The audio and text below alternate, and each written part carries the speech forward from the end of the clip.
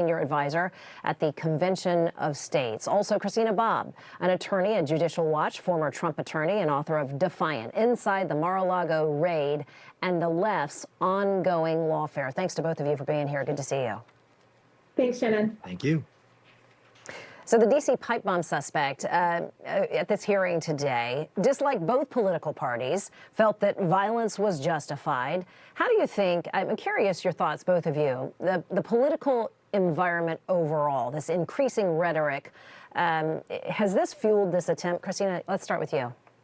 Yeah, I certainly think it has. I mean, the accused pipe bomber himself said that that's what his intentions were. I also think a lot of the political fray that's happening right now is causing the public to lose trust and confidence in the FBI and the Department of Justice. Certainly, it's great that they found him, that they have a suspect, and we're all happy to see this. We want to see justice served. But it also carries an air of suspicion of why didn't the Biden administration do anything about this? Why did they seem to be running interference on it? And then when this guy emerges, it seems benign in the sense that it wasn't one side or the other, because it certainly feels like it was the left. So I think the political fray goes a lot, not just with this trial, but with the public's perception of law enforcement in this nation. Yeah, Rick, you've been around politics a long time. Are we just getting way too comfortable with stuff like this? Well, remember, this happened 5 years ago. So this is not something that's out of the current political climate, but it just tells you that this climate has been bad and intense for a long time. And the consequences are we are right. We are very, very tolerant of this. This is not a big deal. This is not a huge news story. In fact, we see increasingly political violence, and not just against politicians, but against commentators, against people who are in the media.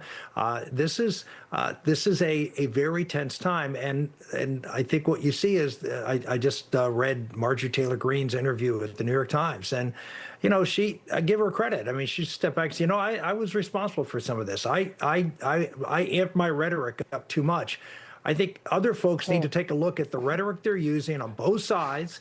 I would argue the Democrats do it a lot more than Republicans, but the fact that Republicans do it too should be recognized, and we need to tone it down. Yeah, good point.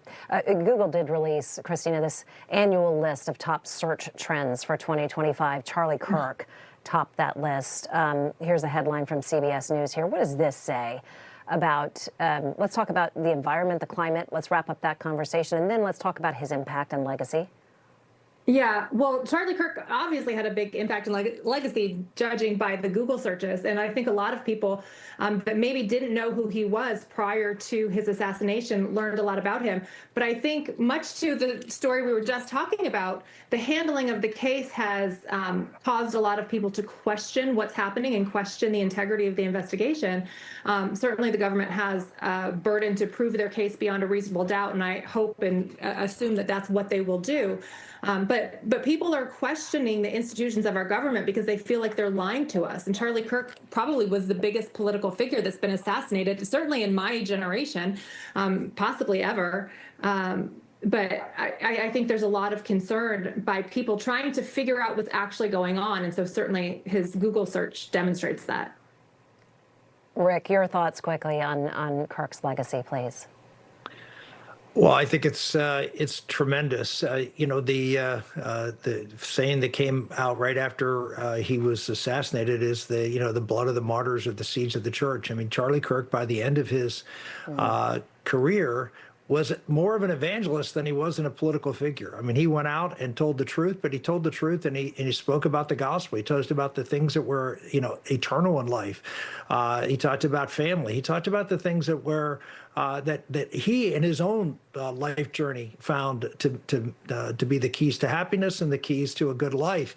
And that is something that will last a long, long time. And so he's not, not that any political assassination is not consequential, but I think his is not really as much a political assassination, but one of someone who was that voice in the wilderness speaking the truth, particularly to a generation who has been starved to hear it.